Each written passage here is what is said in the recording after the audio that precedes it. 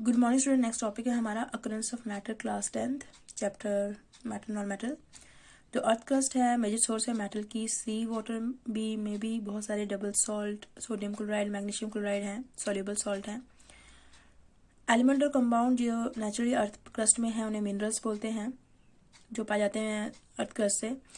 कुछ जगह पे मिनरल जो है वो बहुत हाई परसेंटेज में होते हैं एक पर्टिकुलर मेटल की, मतलब एक मेटल जो होगा वो बहुत उसकी परसेंटेज काफ़ी हाई होगी उस मिनरल में, तो हम उसको यूज़ कर निकाल सकते हैं अपने यूज़ के लिए। उसको हम ओर बोलते हैं उस मेटल की।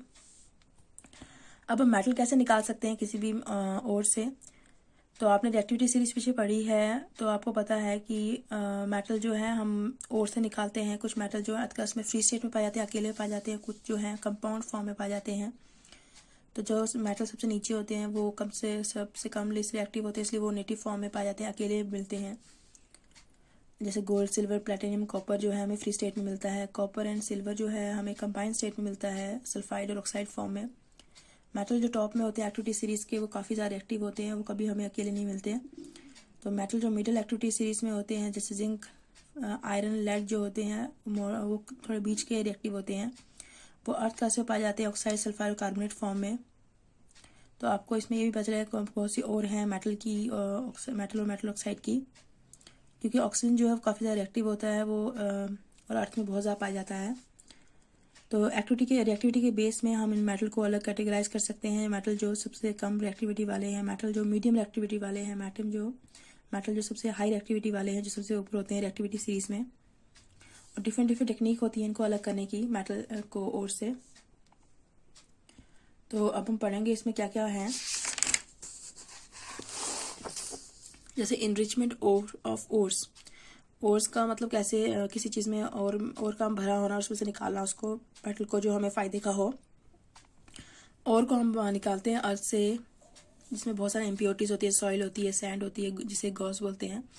तो इम्प्योरिटीज़ जो है हम निकाल सकते हैं एक्सट्रैक्शन करके मेटल की, मतलब मेटल को वहाँ से निकाल के। तो जो प्रोसेस यूज होती है removing Gauss from the ore based on difference between physical chemical property of the Gauss and the ore. जो प्रोसेस हम लगाते हैं इसको अलग करने के लिए, और गंद को और वेस्ट को और मेटल को, वो उसकी फिजिकल केमिकल प्रॉपर्टीज पे डिपेंड करती है, गॉस की और ओर की। और डिफरेंट सेपरेशन टेक्निक यहाँ दी हुई है, जैसे ये लिया है ओर है।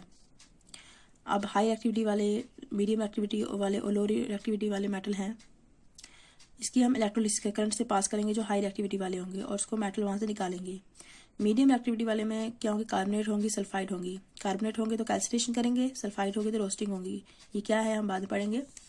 फिर उसकी वो ऑक्साइड में चेंज हो जाएगा, तो ऑक्साइड से उसकी रिडक्शन मतलब ऑक्सीजन को निकालेंगे तो हमें मेटल मिल जाएगा।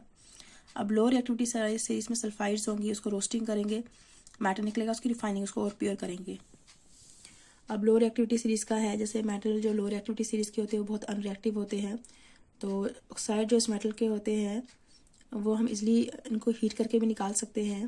फॉर एग्जांपल जैसे सिनाबार, जैसे मरकरी की ओर है HgS, जब इसको हीट करते हैं तो ये फर्स्ट कन्वर्टर हो जाती है मरकरी ऑक्साइड में, मतलब ऑक्सीजन के साथ कंबाइन हो जाती है। फिर इसकी रिडक्शन करते हैं तो हमें मरकरी मिल जाता है। जैसे मरकरी, ये सिनाबार, इसमें ऑक्सीजन डाली, हीट किया इसको, ये ऑक्सीजन के साथ कंबाइन कर जाएगा।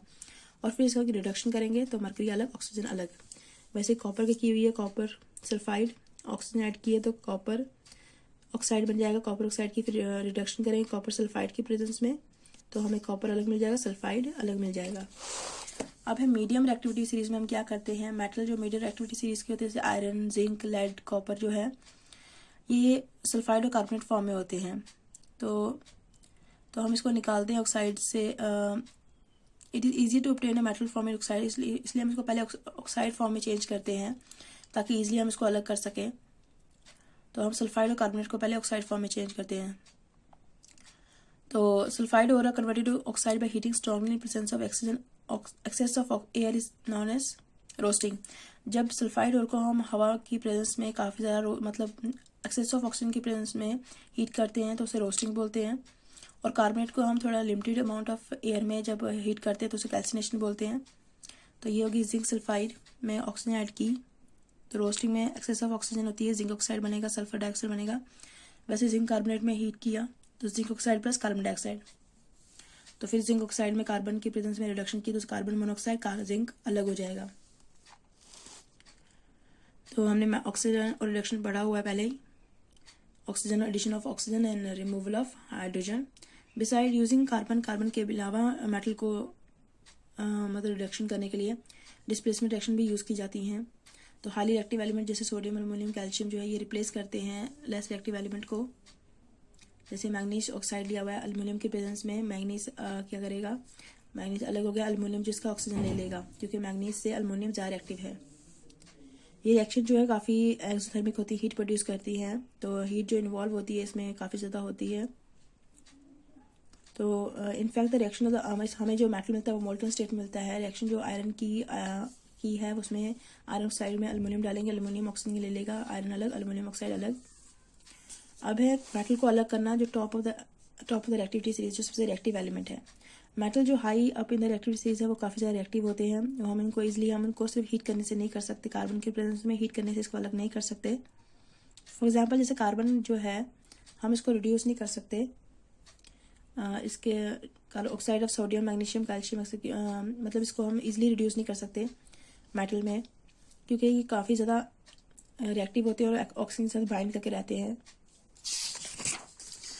हम इसको इलेक्ट्रोलाइटिक रिडक्शन करते हैं, मतलब कि इलेक्ट्रोलिसिस करते हैं, करंट पास करते हैं और उसको मेटल को अलग करते हैं, क्योंकि वो कैथोड एनोड पे डिपोजिट रहते हैं, इसलिए हम इसको अलग कर सकते हैं। जैसे सोडियम क्लोराइड लिया, सोडियम एनोड पे चल जाएगा, कैथोड पे क्लोरीन चल जाएगा, तो हम इन दोनों को अलग कर सकते हैं।